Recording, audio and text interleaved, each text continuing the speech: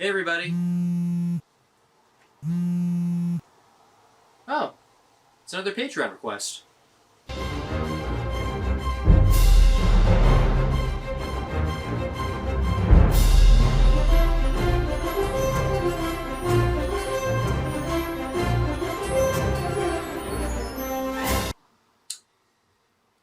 So soon, and at the start of the summer season. This one is from Ryan Walterson.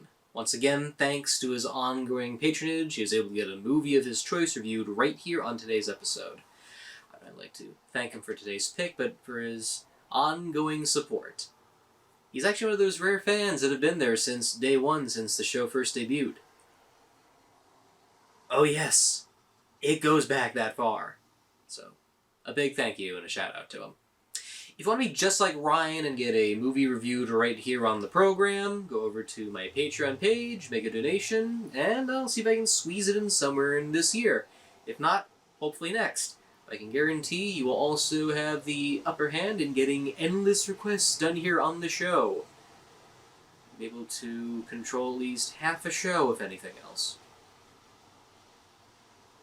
And when I mean half a show, I mean half a season, but the details I'll get into later.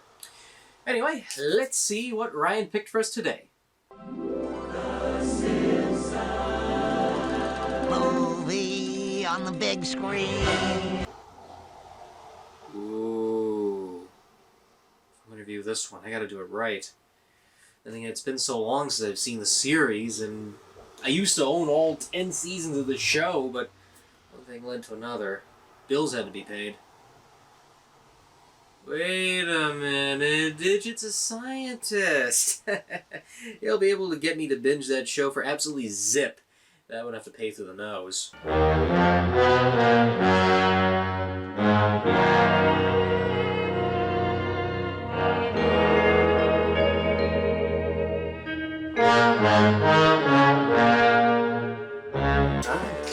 Confound it, Pringles can, I just want the last chips! Why can't they just make them wider?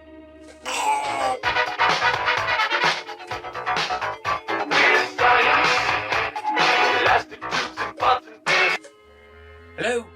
Yeah, Dig, listen, is there a way you can help me binge a good majority of the Simpsons TV show? I got a movie to review, and I figured you might have a solution to save me some time on that.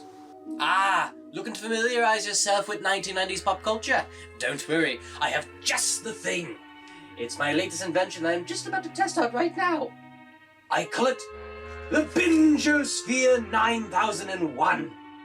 No need for DVDs or physical media, syndicated reruns. Ha! That's just a joke now. With hours and hours of program viewing beamed into your little tiny brain with this little silver sphere. In just a matter of 124 hours, you can binge the Muppet Show straight to your mind. Something tells me I've seen this in some kind of a horror movie, but I can't think of which. Shh, quiet you. That sounds mighty fancy and all, but have you calculated the possible odds of brain damage? Oh, who do I look like? Edward Enigma? I'll prove it to you, Val Kilmer. I'm testing this immediately. I am going to beam the first 378 episodes of The Simpsons straight to my assistant's brain.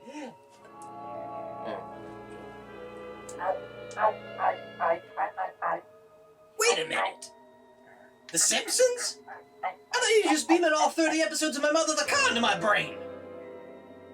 Would you rather rot your brain with a one-shot sitcom or cartoons? Cartoons? Ooh, cartoons! Gimme. And enter!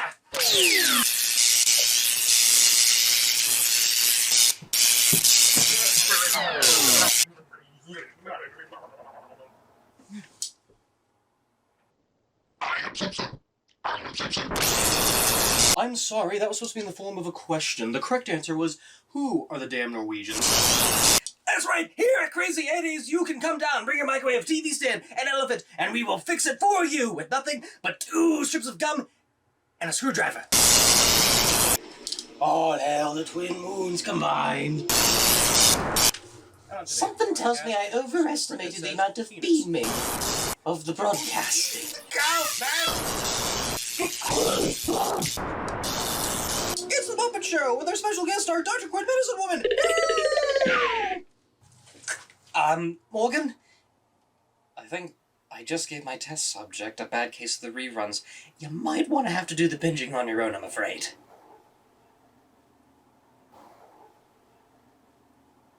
Are the episodes still cropped on Amazon, Disney Plus, and Hulu?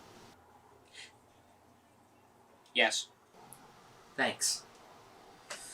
Great.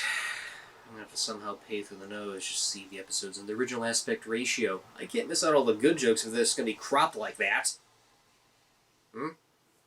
What's that? You're an avid Simpsons collector? You have a good majority of the season sets? That will save me some time on doing heavy binging? That's great!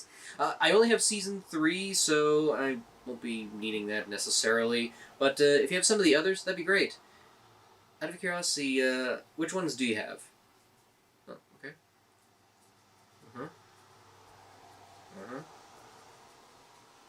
Oh. You're only missing season 4 and 6? That's a bit of a shame. I mean, on one hand, I'll be missing out on Treehouse Horror 5, which is an absolute classic, but on the other hand, I don't think I want to make New Orleans mad again with A Streetcar Named Marge. And after all, it beats paying $100, even close to $200 on eBay, so I'll take it.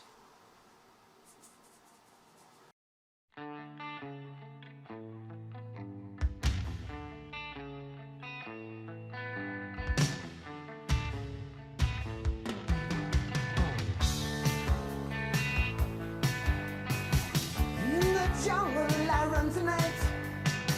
Find the beast of logical light. No confusion, just roll the right. Oh yeah. Solving mysteries with nothing to lose. Magic leaves you without any clues. There's only so much one man can do. Oh yeah. Hey, a twofer!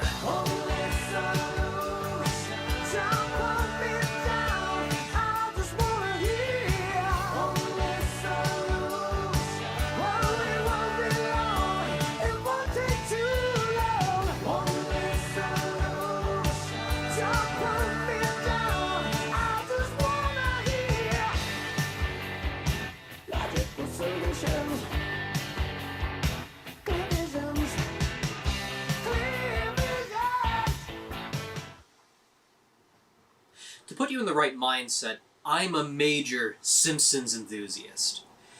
Growing up when I was young, I was into a lot of shows on Nickelodeon and Cartoon Network, and by the time I was in middle school, I saw the show, got introduced to it, and loved it since then.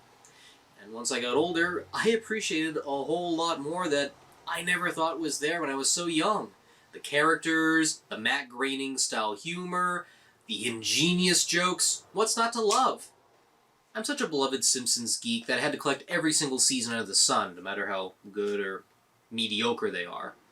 If it was there and on the shelf, I had to get it. And then college came, and they had to be sold off in order to pay a car insurance bill. But thanks to my partner in crime, we're sharing, and that's caring. And yeah, while I do admit the show has outstayed its welcome, it really depends on who writes the episodes. Once in a while you get a decent episode in a mediocre season, but it's not too memorable as the classics. Then again, if The Simpsons did go off the air, we would have to deal with a possible reboot that would contain different animation and possibly different voice actors, and the only show we would be stuck with is...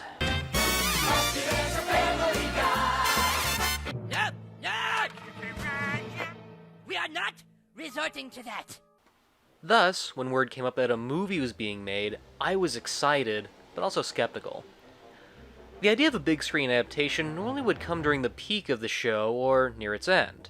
This came about when the show was doing okay, but it was far from the golden era of the first 10 seasons. The plot was kept nearly secretive, trailers spoiled little of the movie, local 7-Elevens were transformed into quickie marts, the marketing really hyped this up as a major event film, and I even remember when they held a contest to see which Springfield in America would be used to host the premiere of the Simpsons movie. My home state lost to Vermont. Development for the Simpsons movie goes far as back as season 4. Matt Groening felt the idea of a Simpsons movie would be best suited for when the show ended, yet this was foiled by good ratings. The biggest holdup for the longest time was trying to find the right story, and man, they had many ideas. Camp Krusty was considered to be expanded to feature length, there were anthology ideas like a Fantasia parody, but that would have made it hard to make that feature length. Other banded ideas included the live-action Troy McClure movie, The Simpsons Saving Manatees, and the return of Hank Scorpio. One notable concept that was rejected early on was having The Simpsons discover they were characters in a TV show, to which Groening rejected, feeling the main characters should never view themselves as celebrities. Man, this thing's really getting out of hand. I'll come back to detailing on the story edits that were done, but the short version is that they took really extra care to make a film adaptation that would satisfy fans and viewers alike. Work on the screenplay lasts between 2001 to 2006, perfecting every story beat, gag, you name it, just everything to get this right. And when it came to animating and editing, that was a whole other story.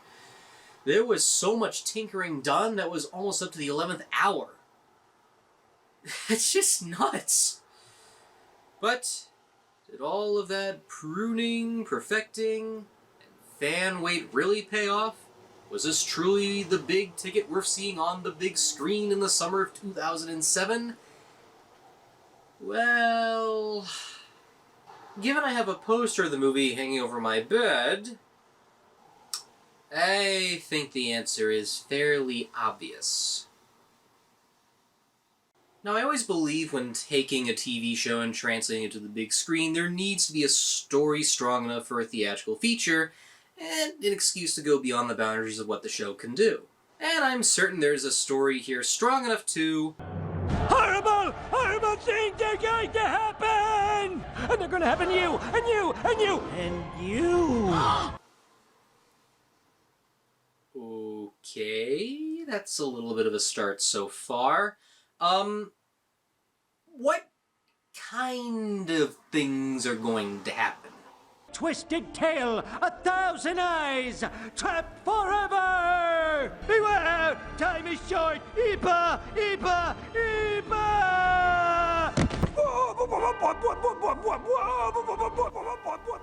This is gonna be a long 75 minutes, not including end credits or commercials. Discussing the plot about this movie might be tough given so much happens. For those who never saw this movie, which is hopefully unlikely, I will try to be spoiler light as possible, but I can't guarantee much. Just like the show, the story for the movie has layers to it. Certain events happen that lead on to the bigger picture. And I like movies that just snowball into pure chaos. The will of how one tiny thing can matter to a whole lot in the end. And thankfully, every family member is given a good bulk of screen time. In terms of the characters in a nutshell, Homer and Marge are the dysfunctional couple. While Marge knows better, Homer is the goofball that creates trouble, but he tries to fix things to the best of his ability. Bart is the troublemaker that is mischievous, Lisa is trying to make a difference in everyone's life, and their baby Maggie is the wild card of the group. And when she's on screen, you don't know what to expect from her. Teeny, take out the baby.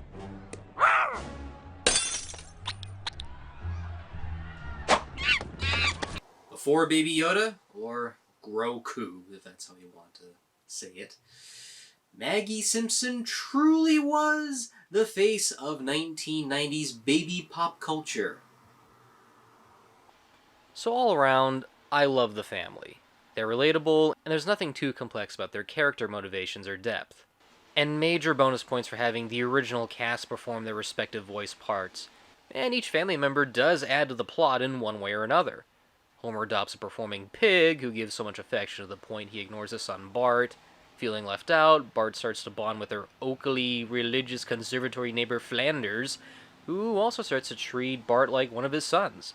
Marge tries to figure out the cryptic meaning of a vision Grandpa Simpson had, fearing that Homer might be the source of it all, and Lisa tries to get the citizens of Springfield to clean up the polluted lake with the help of her new Irish boyfriend, Colin, voiced by the legendary Tress MacNeille. My dad's a musician. Is he? He's not Bono. I just thought because you're Irish and you care about... He's not Bono. Lisa Simpson bonding romantically with a boy that is voiced by Dot Warner of Animaniacs. Then I must simply reference this by showing a clip of Tress MacNeille as Eleanor, the crazy cat lady.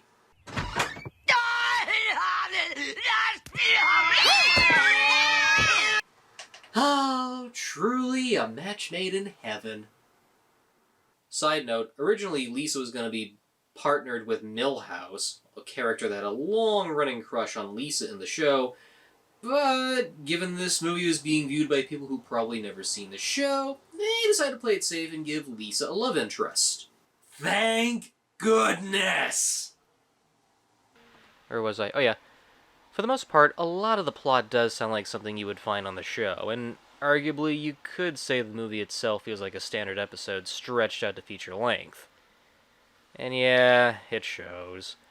Granted, you do get a gag or two that probably wouldn't get past the TV censors. Don't forget to thank the Lord for this bountiful penis! Bountiful penis. Amen.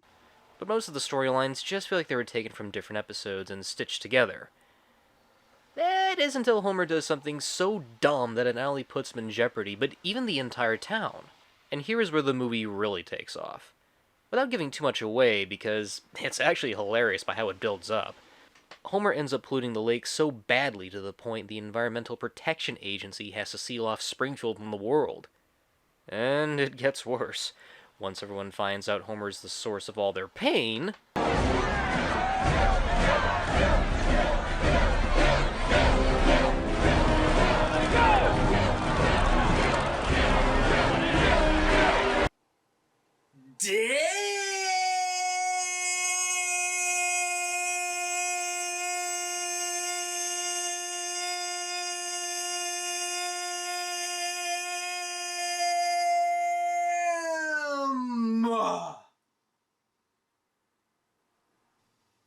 This isn't just a small group of people. This isn't just a corner of the town. This is the town! And to have the animation reflect that by trying to incorporate every character under the sun in one shot really sells the epic size. And let me tell you, seeing this on the big screen made it feel a whole lot bigger. So even if the plot is kinda simple, it's the animation that really propels it. Yeah, on the show you would get crowd shots in some groups, but never on this grand scale. The creators and animators really want to do something big on the episodicness of It's a Mad, Mad, Mad, Mad World, and it pays off. Look at these crowd shots. Almost every character on the show is placed in, and it makes for a great Easter egg hunt for die-hard fans. As the movie goes along, Springfield feels less of a town and more of a character itself. You really do feel that by the size and scope of the sets and people that inhabit it. They really make great use of the widescreen format, and it doesn't waste a single inch of space. This is the kind of movie you need to see on a big screen. But was it worth the theatrical experience alone? When we come back, the fan and me will take over, we'll dive into some very unique callbacks, and we'll examine some of the deleted scenes no mere mortal was meant to see. But for now, we take a Butterfinger break. King, do you hear that? Indeed, my sister. Look. Whoa! UFOs spotted in Springfield. Homer! Right, boy. Whoa, alien dudes. You ingest this earthly confection for pleasure. We shall study this Butterfinger. As well as you. Let me take you to my leader. There's nothing like a crispity, crunchity, peanut buttery Butterfinger from Nestle. Oh, not again. Night, Homer. Nobody better lay a finger on my Butterfinger.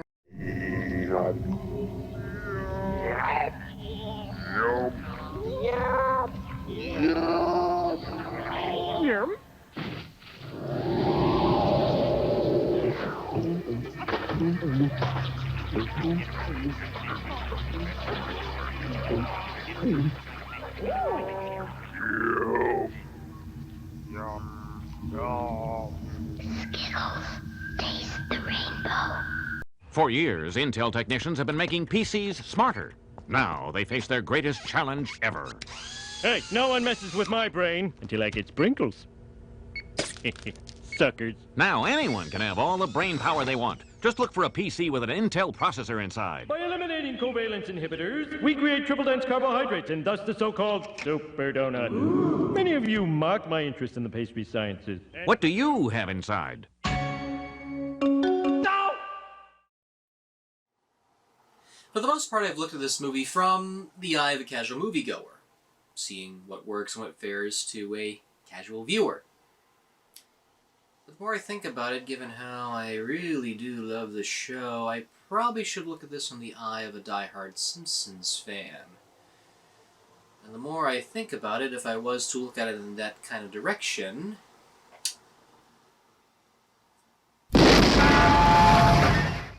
Coming from the mindset of a Simpsons fan, this was truly worth the wait. It's great to see every character from the show incorporated, even if they don't get a line or two. Every time I watch this movie, I'm always looking at the backgrounds and the big crowd scenes just to see where the characters are placed, like Disco Stew or Roger Myers Jr. They really pile on one joke after another, both verbally and visually. It almost feels like a pure return to form in how they layer one thing after another, and the callbacks to certain episodes are just ingenious. I love how they work in Springfield Gorge for the climax. That is a clever callback to Bart the Daredevil. I also like how they even use guest star Albert Brooks as the antagonist. Russell Cargill, head of the EPA. Just how they got one of their earliest and reoccurring guest stars to have a major role in the movie is so cool.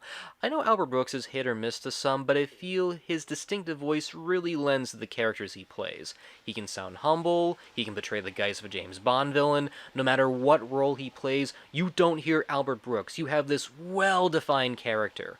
I like how this take on Russell is this no-nonsense politician type kind of guy. Think about it. To have a character like that run the Environmental Protection Agency, you would really think that a wimp would be behind it. But no, they have this stereotypical politician guy that really acts like the EPA is this big military branch, and that's where a lot of the comedy comes from this character. And to make sure nobody else gets out, I want roving death squads around the perimeter 24/7. I want 10,000 tough guys, and I want 10,000 soft guys to make the tough guys look tougher. Sir, I'm afraid you've gone mad with power. Of course I have. You ever tried going mad without power? It's boring. No one listens to you.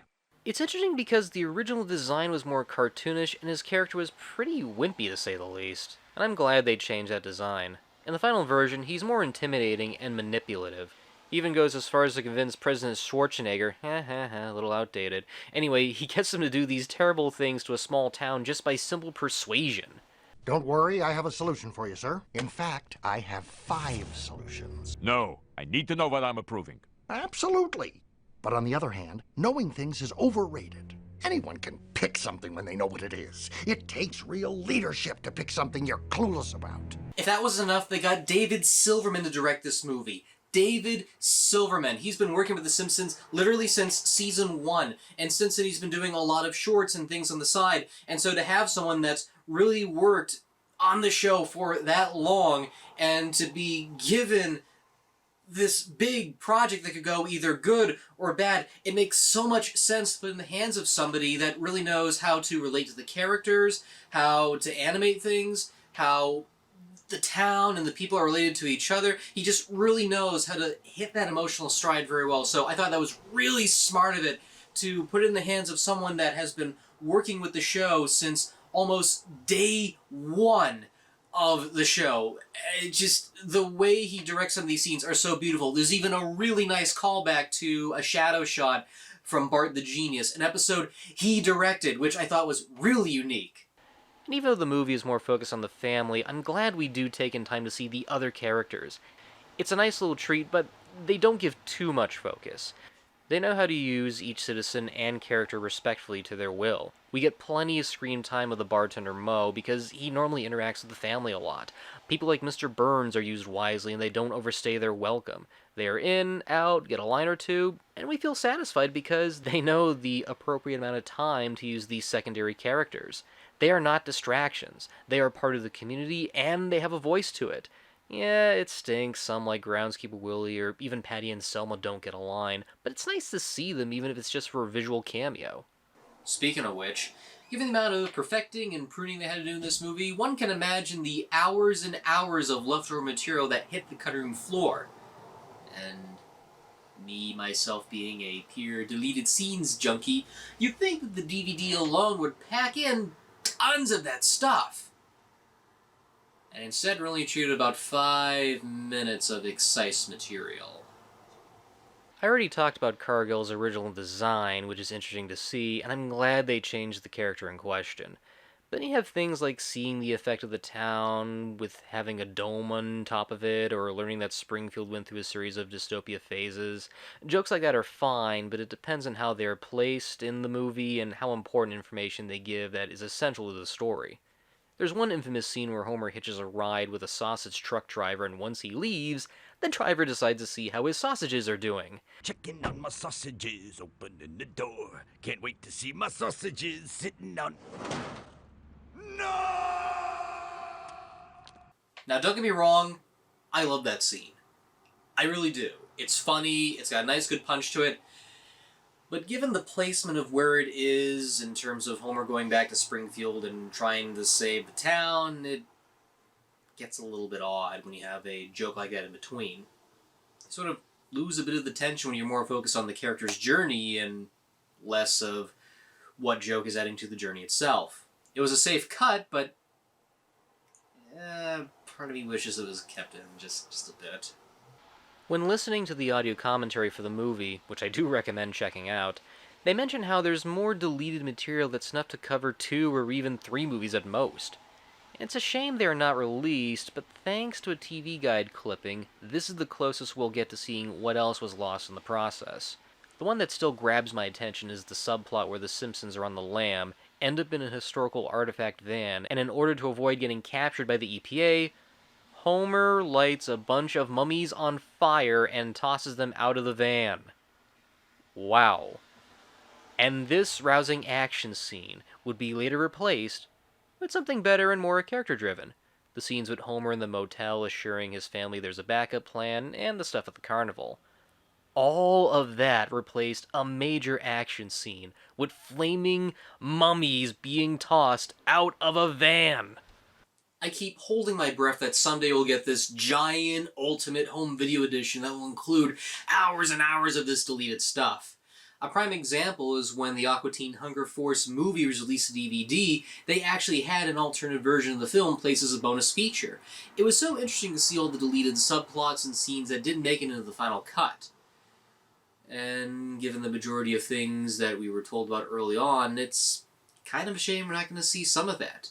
Cameos ranging from Minnie Driver, to even lines of Kelsey Grammer's Sideshow Bob that got cut, to even little gags like Kang and Kodos bitterly criticizing the movie during the end credits. It's understandable why they probably got removed, whether it was something that didn't add sufficiently to the plot, or just because it wasn't funny, but in a way, I do hope someday we do get to see some of that released. And not go the way of the Star Wars theatrical editions and be left on an empty shelf to rot. What we do get of the Simpsons movie is purely serviceable. The cast and crew really knew what fans wanted to see, and of course to do things that they never done on the show before. If they tried to make this movie around season 4 or 5, it probably would not have looked this good. Yeah, it was a pain to wait, but I feel all that waiting really paid off in the end.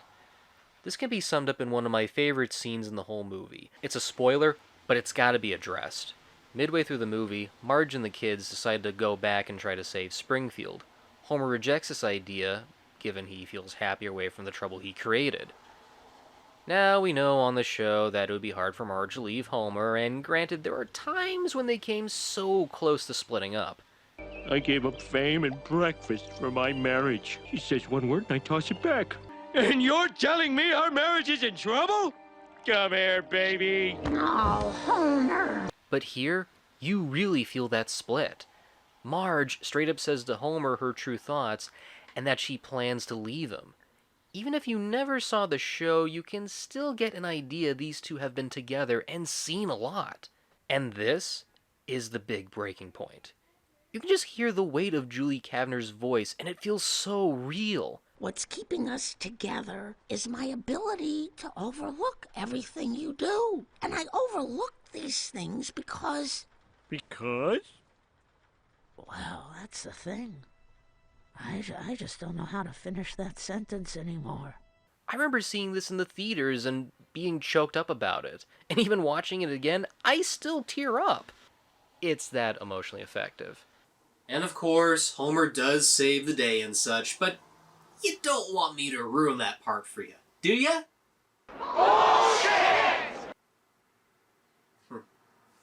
Tough crowd. This movie could not have come at a better time. I remember seeing this on opening weekend while visiting my uncle in Boston, and I never forgot the experience.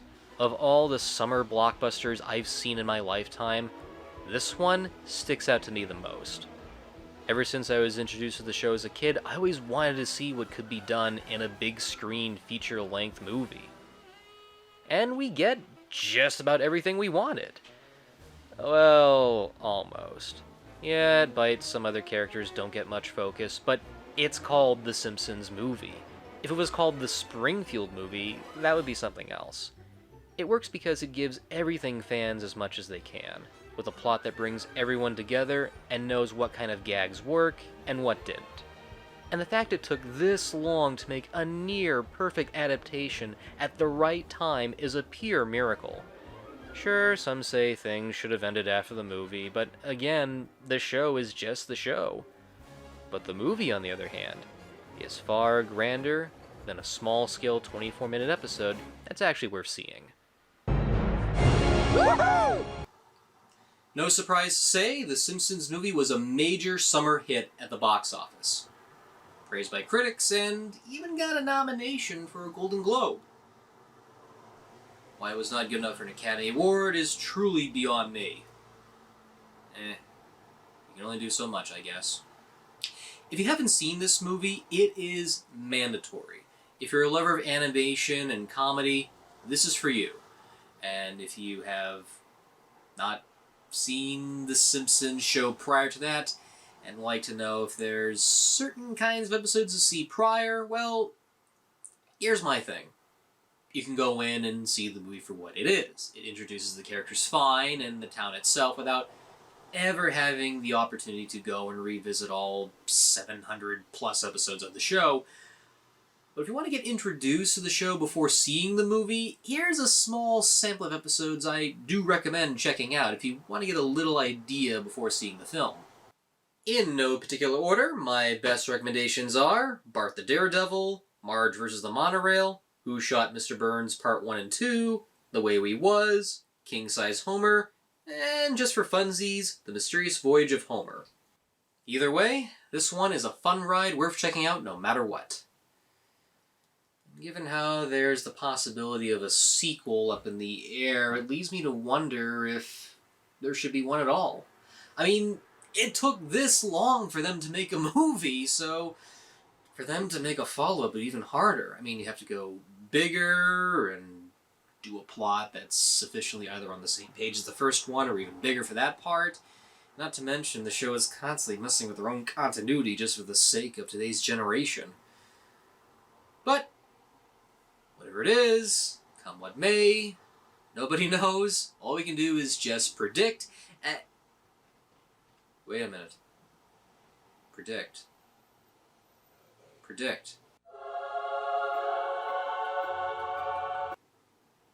Normally when The Simpsons do an episode or a thing that predicts the future, it actually happens in some way or form.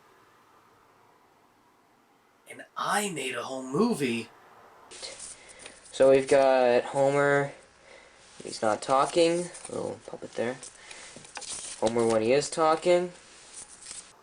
Of a Simpsons episode with really lame animation. Well, I came over to talk to you about global warming. It seems very serious these days. Huh, fat chances that's gonna happen. Oh boy. The environmental message. Although, for those of you who don't know the greenhouse effect, it is basically a warming of the Earth, where heat and gases trap into the shield around Earth, and sure enough, heat is trapped within the Earth, and so forth. Homer being alone. No Marge, no Lisa, no Bart, not even little teensy weensy Maggie. I am all alone. The house getting sucked down in a weird-ass swirly thingy. Homer!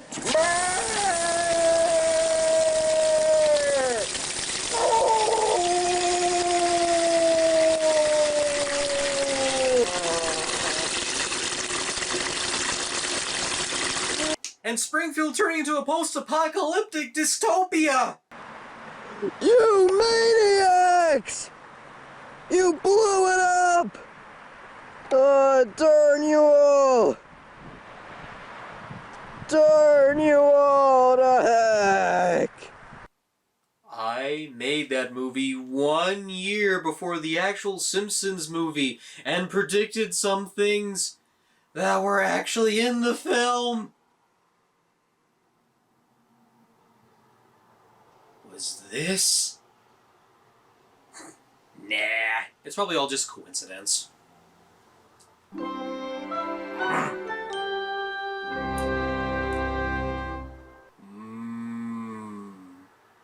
Ending.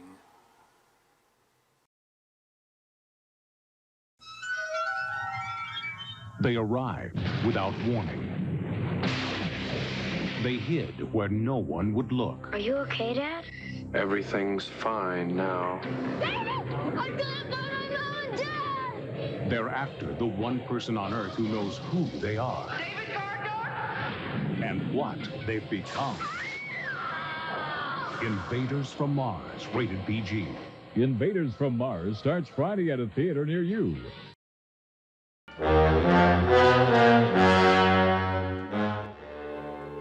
For the love of God! Just make them wider!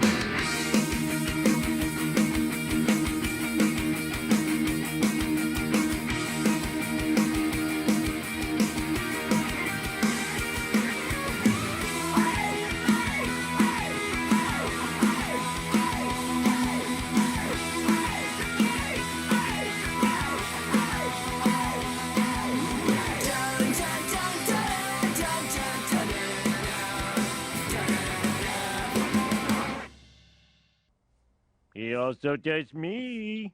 You smiled. I'm off the hook.